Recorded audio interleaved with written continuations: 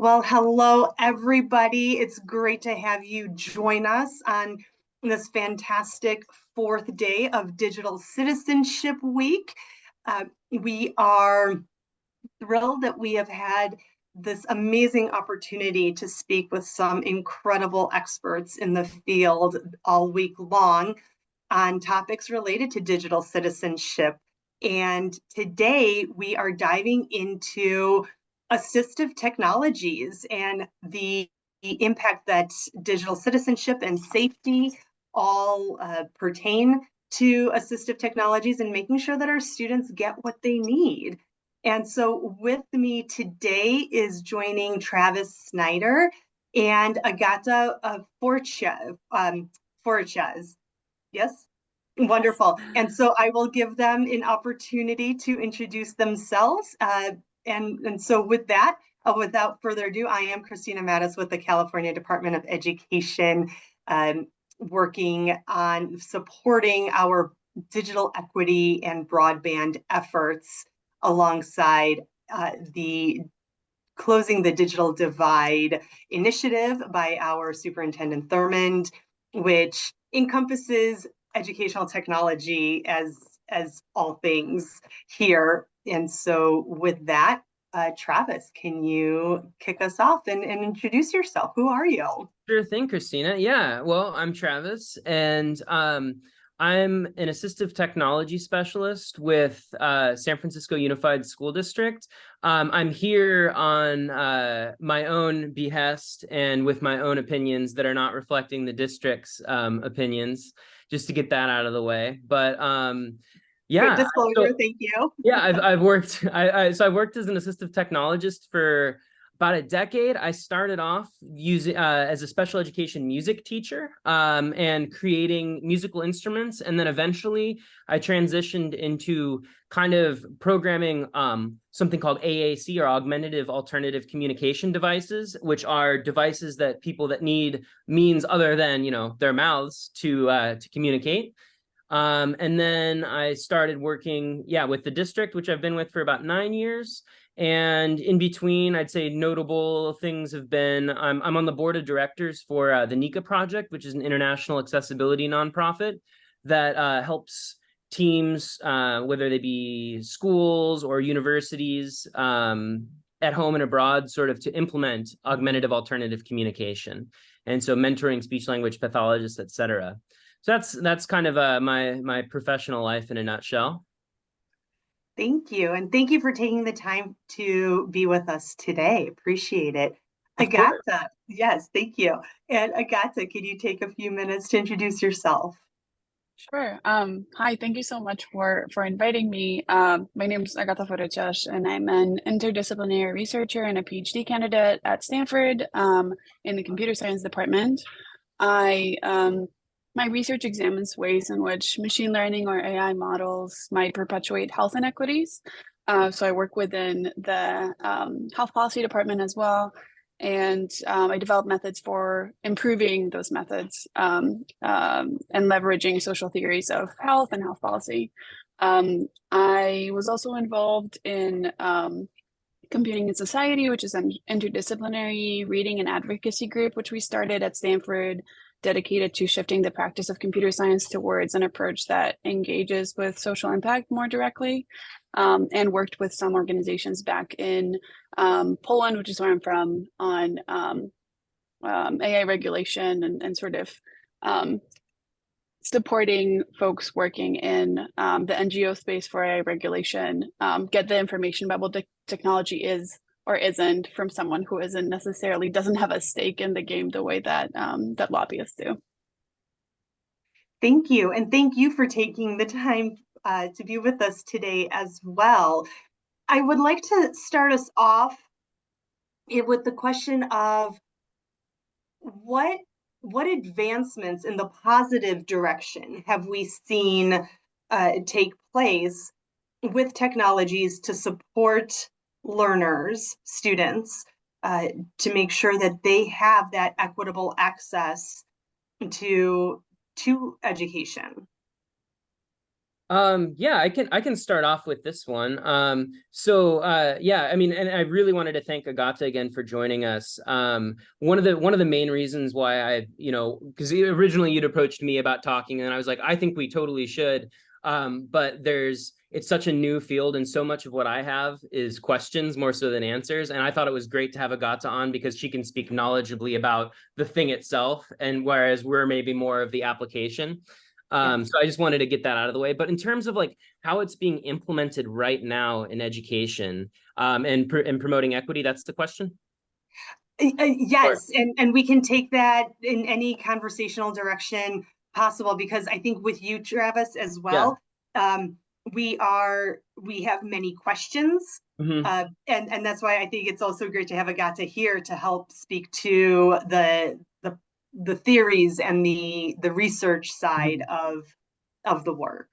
Great. Yeah. So to answer that question, it's really new, and there's a lot of conversation that's sort of yet to be had. There's the technology is upon us in a certain application right now, which is writing. I think that like we'll find, and we can get into like sort of possible sci-fi futures that may not be so sci-fi. But right now we're mostly seeing it writing. SFUSD is really only utilizing at this moment one tool that utilizes AI, which officially, which are like reading simplifiers, so you can feed it text and you can level it up or down, or you can level it down. I'm not sure if you can level it up. I'll have to look at that. But Is it something similar to Newsela, for instance, just to give some context for people watching and listening? yeah, that's a great comparison, but how it differs from Newsela is that is written by at least the last I checked, Newsela is actually written by human writers. And so Mm-hmm. in the past, we didn't like News. One of the things that was so revolutionary about Newsela is you could have the same article. You'd have an article that was written for K-12 students, but you'd be able to provide it at different grade levels. So you could all be working on the same content, but the words and the language and the formulation of ideas would be more targeted towards where a student's at, which Right, made like it really the Lexile level. Mm-hmm. exactly, that's how they measure it. Yeah. And then so what's really nice about this tool is or these tools is that what about for articles where this didn't happen, where it wasn't rewritten 5 times? So that to me is like a really really positive aspect. So that's the only way in which we're really using it, and there's a lot less conversation about this happening, and that's one of the reasons I was so excited to be here to talk with you about all about it today. Is there hasn't been too much conversation. The other thing that is not officially sanctioned but is definitely happening is using programs like ChatGPT or Bard for the process of writing. And that is oftentimes, there may be teachers that I'm unaware of that are like utilizing it in their classroom, but I certainly know that there are students that are doing it. And that becomes like a big complicated question for what it means to be a K-12 educator working with writing, and also preparing students, practically for the future, and taking into mind the new tools that exist and taking them seriously. And I definitely want to get Agata's response to that, or continuation on that. You, Travis, focus on the writing aspect on assistive technology and how artificial intelligence is playing a role in that. Do you see something similar when it comes to reading, or like a speech to text opportunity, and what this does on the cognitive side of students' development? Oh, so like do we see potential applications outside of what's existing right now? Sure, Oh, yes. oh, definitely. Okay, so getting into the imaginative. So so practically speaking, just looking at the way that technology migrates into this, the special education world of technology, it tends to happen very, very slowly. We're just, for instance, getting like, for instance, I use this word a lot. So AAC, augmentative alternative communication. I defined it earlier, but like speech programs. We're using AAC, or like that is just like starting to hit the cloud. So like we're pretty far behind, and these innovations tend to take a while to get to it. But when I'm thinking about, for instance, really uncomplicated, just good applications of things like AI in SPED, I think of like improved predictive texts for like icon-based systems. So let's say you've got an AAC user who is in a transition program, and part of what they're doing is going to a store and shopping, and they've got these specific things that they like to buy. Perhaps an AI based program could take the geolocation data and maybe utilize the camera in some sort of sense, and provide better predictions for what a student would be able to say to the person that's more likely what they would like to say. That would be like one instance that doesn't exist right now, but potentially could. And maybe Agata can check me on my imagination, but that's one example. So to that, let's get Agata's take on all of this. I'm less familiar with specific examples of technologies that are currently implemented. When I think about this topic, I think about it, I think on a level that's a couple steps removed. And one is, who is developing this technology, and why? And is it really addressing needs that exist, or is it claiming to address those needs? And there's a lot of really, really good work happening with designers who work directly with, be that potential users, educators, and a lot of folks, including in our department, and who focus on human-computer interaction, do a lot of this connection. But on the side of technology development, what we often lack is an understanding of really who are our users going to be and what are we trying to achieve. So that is one area where sort of my alarm lights often go off, and something that I often try to alert folks towards, because the marketing of these tools is often very appealing, and because there's so much excitement about the technology, it's easy to believe that it's this generalizable thing that can be applied just to any new setting, and that is often not the case. And that's why folks like you, folks like Travis, who really understand what the needs of the students are, and have sort of seen iterations of new technology coming in, are crucial for sort of being able to sort through it and decide, is this really worth it? And I, again, have seen less of that in education, but I know in healthcare there does tend to be, in some places, excitement about implementing these tools, without often an assurance that they're going to do what we're hoping they will do. And doing implementation science is such an important and difficult thing to do. So that was one thing. And the other meta level, especially when it comes to writing, is sort of, and something I think about a lot in my work on algorithmic bias, is what view of the world are we reinforcing potentially? Because these tools are built on past data, they reproduce what they've seen, they reproduce the past. A lot of the data that's used for building things like ChatGPT are just scraped from the internet, scraped meaning just downloaded. And a lot of it comes from things like Reddit, which isn't fully representative of our world. It tends to be very white, male, and American. And there's a lot of associations that between concepts, between groups of people, and attributes that are associated with them that tend to be picked up by those models just by virtue of it existing in the text. And so there is a potential harm for that viewpoint of the world being reproduced. And there's a lot of really interesting work being done both within the companies that are building these systems, and by external researchers trying to find what those potential harms could be. But it's not an easy thing to diagnose or address necessarily. So we taught a class in the spring when we had students computer science, mostly master's students, try to find potential harms, and folks have come up with so many different examples, and it's still a field that's still being developed, and we're still figuring out how to do it well.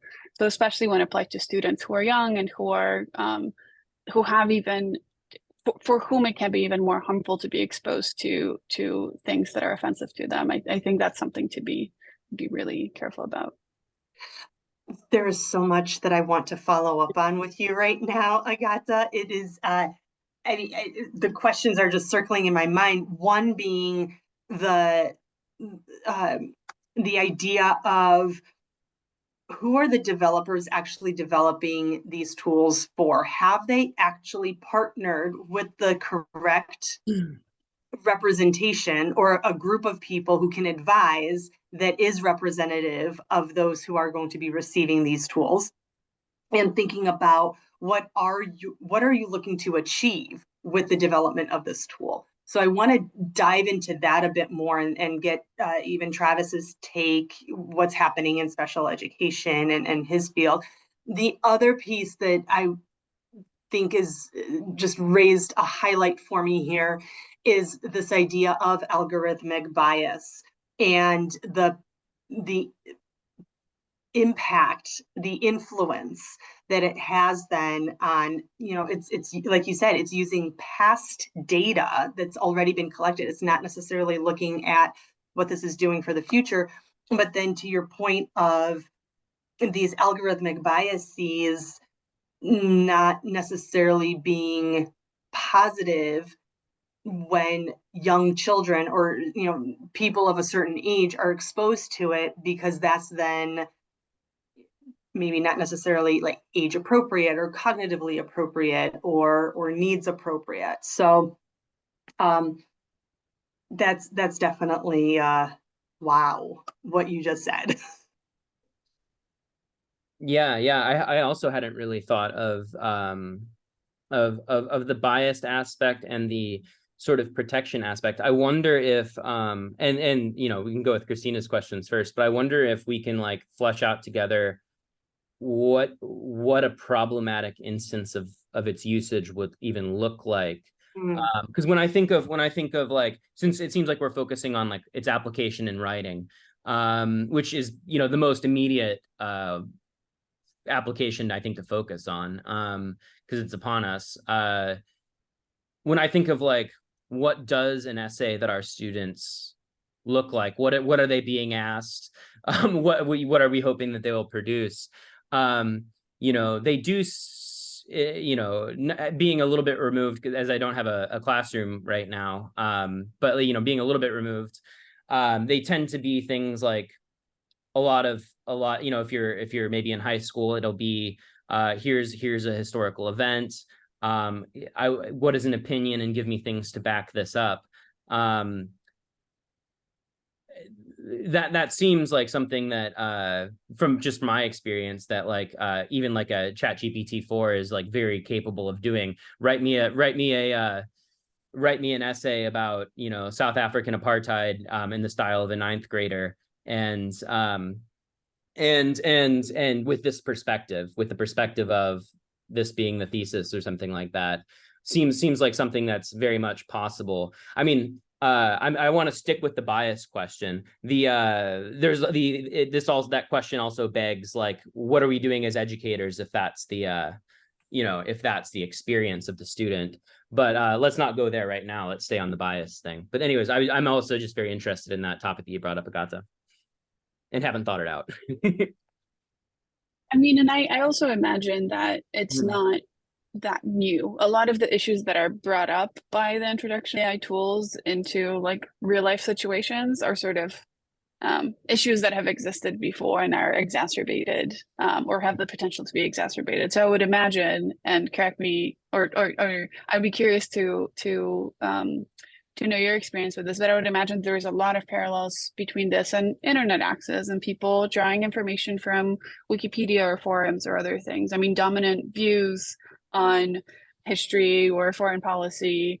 There is some like main narrative that's easier to get access to, and maybe some fringe narratives that often exist on resources and forums that students might have easy access for, that might have the potential to, the types of harms that I think about in when students would be using say ChatGPT are probably similar to the types of things they would be seeing or not seeing, right? Like what are the things that they're now being exposed to that are also important viewpoints, what is being emitted and what is being shown as the only maybe potentially sold as objective truth.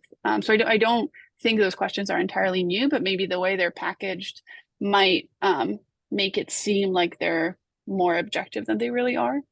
That's a good point. I mean, that even sounds like textbook discourse. There's the same omissions, or like with the PragerU, what are we teaching? But yeah. And so, oh gosh, and I guess then, well, Travis, you had said that, you don't have a classroom per se, but you do have a caseload of students that you work with and support, right? As their special education. Yeah, I'm in the classroom all the time. I don't know why I brought that up. Oh, no. I know what a high school essay looks like. Right, exactly. Yeah. But it's thinking about then how easily accessible, or like in terms of access, not accessibility, like ADA compliance accessibility, but how easily accessed can these tools be that students who are identified in needing these assistive technologies, how easily can teachers get access to these necessary tools? To the assistive technology, to like ChatGPT, or to the work that you're doing. So let's say, for instance, you have a student who is in need of an assistive piece of technology to support them either in the classroom or at home, because you also work with students at home. Thinking about how can a teacher makes sure that the student gets what they need to learn. I have some tangential, like part A, part B, part C questions to that, but let's start there. Sure. Is it easy for then teachers to get that tech? It's not as easy as I would like. I mean, and this is that's a question. Let me speak generally rather than the specific. Perfect. So if there are some really common needs, I think, it varies state to state, but generally, like when we're looking at students that are reading and writing below grade level nationally, it's somewhere between 40 and 50%, right? Depending on where you are. Great numbers in other ways, without the specific statistics in front of me, there are a lot of kids that are doing that. And so making certain assistive technologies just universally available. So these would be things like electronic dictionaries, text to speech, speech to text, different study tools like highlighters that can simplify sort of like the executive functioning or the process of, like, for instance, taking a quote from somewhere, putting it somewhere else. There's a lot of just like, a lot of very easy steps that could be taken. And so there's programs like Google Read and Write, or Co-Writer and Snap and Read are two of them that that provide sort of suites of tools. Like if we, and by we I mean just any district or state, were to implement and train teachers on those things at a large scale, we would de-necessitate a lot of just having to ask me what to do, because the solutions would become, for the most part, pretty apparent, and an appropriate accommodation would probably be the norm rather than a case by case basis kind of thing. So I think, in summary, I think wide scale adoption of these types of like suite bundled tools would be a very effective, cost effective thing for a district to do. Like, you know, to get a district wide access, you know, to Google Read and Write, for instance, you're looking in the realm of like probably $80,000, and that's for every student in the district. So, you know, expensive when you're thinking about it as like an individual, but when you're thinking about it as a school district, maybe less so. So, yeah, but and those aren't necessarily AI tools, but those are just useful tools. Yeah. And what I appreciate you highlighting there, it's that executive function, right? Where I think, you know, when I'm writing, whatever that might require a citation, right? I think, you know, 10, 15, 20 years ago, I could figure out if it was APA, MLA, Chicago style, you know, if it was AP, you know, the Associated Press citation, or, you know, how to format, no problem. Now, I see myself desiring to spend more time on the writing process and refinement and organization and organizing my thoughts to get them out clearly in the writing process. I don't want to spend my time figuring out an accurate bibliography. I turn to a software, a platform, whether it's AI generated or what have you, to just go ahead and create my bibliography for me, take my citations and just make it happen for me. I don't want to spend my time doing that.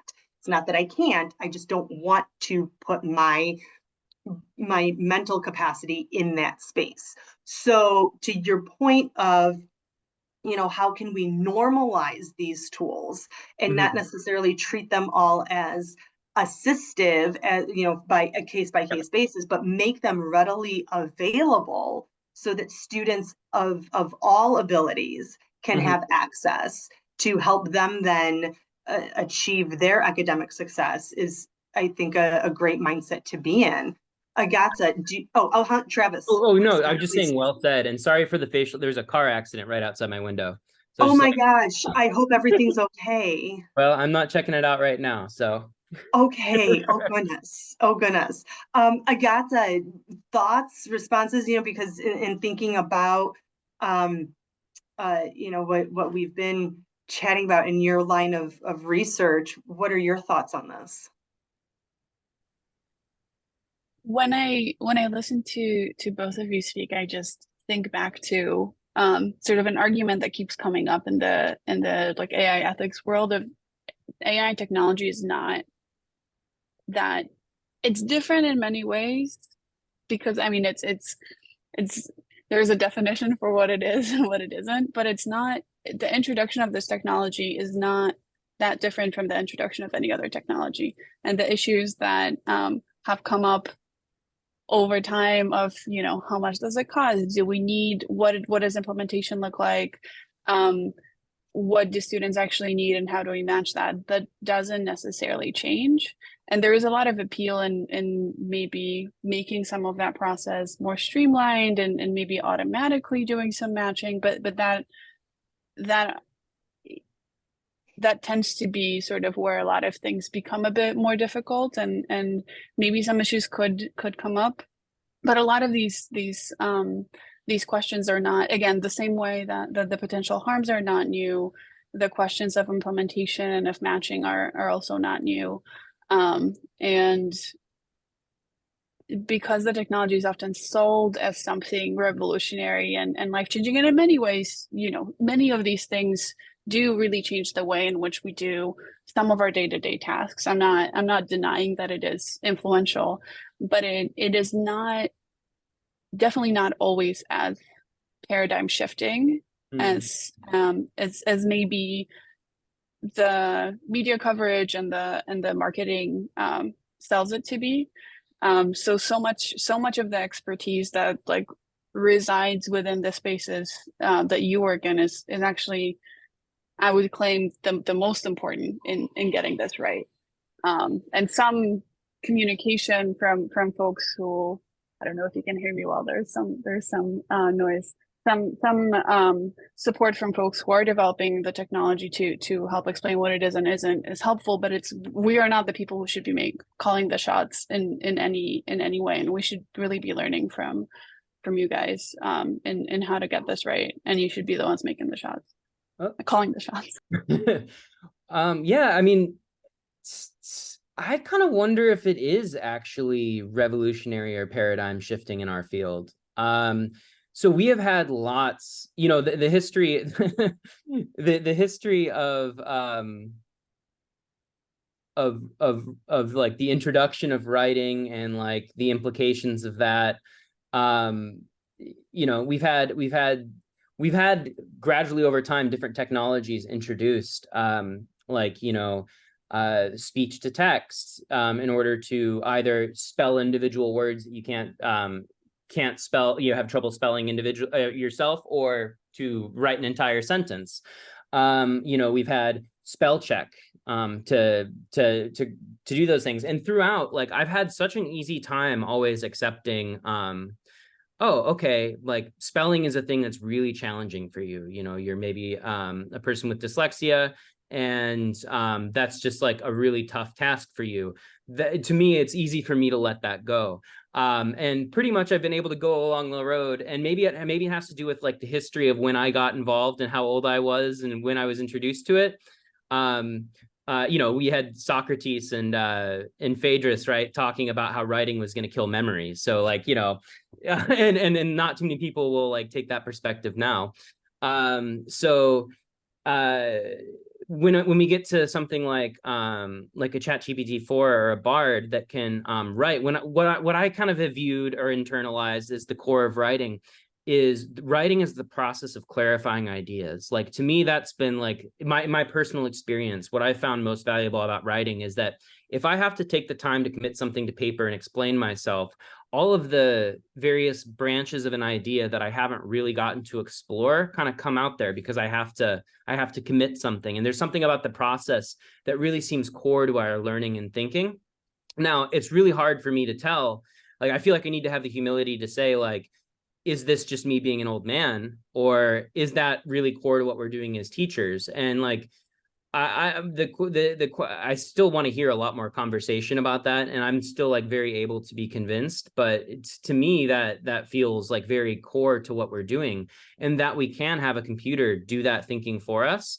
It really pulls into question, like, well, both the value of an education, like an assignment, because one of the things that's different about like K-12 versus college or afterwards is we care so much more about the process as teachers than we do about like, oh, you had a really great take on, you know, this on this event. It's like it's making sure that you can think, do these processes. And one of I guess the tools that we have relied upon as teachers to teach that process, and it truly is a tool, writing is a tool, has been writing. So maybe we need to change tools on how we teach thinking, if this is no longer like a relevant tool. And then, you know, that of course is assuming that this is in fact a successful project, because we've talked offline before about, like, you know, is this even a, you know, could it be like feeding on itself and destroying itself? But it seems like as of now we can use like ChatGPT-4 to write a 9th grade paper and not really have to engage in the topics itself. So I don't know. It seems revolutionary to me. What do you think? I would love like pushback on that. Well, I would like to dive more into something that you said, the impact on memory. Sure. Can you share more about that? Oh, well, I mean, that was just a like a famous the idea of, you know, we're writing things down, or we are recording ourselves, you know, that we aren't expected to necessarily retain information as much, remember information, because we're writing it down. You know, we're using these different tools to reference information in the future. Yeah, absolutely. I mean, it's true. I mean, like, you probably have a computer in your pocket and you can look things up and you don't have to memorize it. that is unambiguously an advantage sometimes, and one that I take advantage of. But like, again, at least my personal understanding of creativity is holding like multiple disparate things in your head at once and having them bounce off of each other until something unpredictable comes out. And so in that way, like holding information in your head is, i.e. memory, is valuable. But then again, that's my understanding. And just because, I mean, we're not seeing people be less creative. I mean, like, the art, for instance, that Gen Z has put out has been immensely creative, and they are probably arguably more online than, previous generations. And we haven't seen it get worse. So like, that's kind of like a point against what I was just saying there. But maybe it's more complicated than it just almost certainly is more complicated than I'm saying it. Agata, your insights. Really interesting, and I would have to definitely think more about that. I think the reason I come in with so much skepticism is because I'm just generally skeptical of the narrative of AI being revolutionary. And it's sort of the boy who cried wolf idea, because every new thing that comes out is proclaimed as revolutionary. And maybe when the thing comes out that really is so different, I'm already so set on finding reasons to say it's not, because those previous things haven't necessarily been. That, I mean, I'm open to my mind being changed, but I'm generally quite skeptical. But it's really interesting what you're saying, and think about writing as the process of clarifying ideas. I'm not an educator, or I've taught or been a course assistant in college classes, but I've not been trained as an educator. And I've also been educated in a very different system. So I grew up and went through schooling in Poland. And it's hard for me to compare to approaches to education that are dominant in your experience.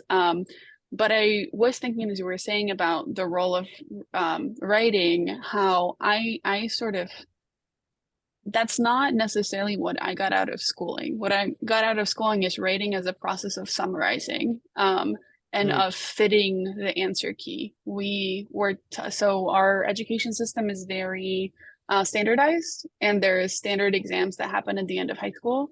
And specifically for writing for Polish literature, the way we're evaluated is based on a really strict writing key, and there is no space for creativity there. You're supposed to really do it in a way that would have been easily automatable.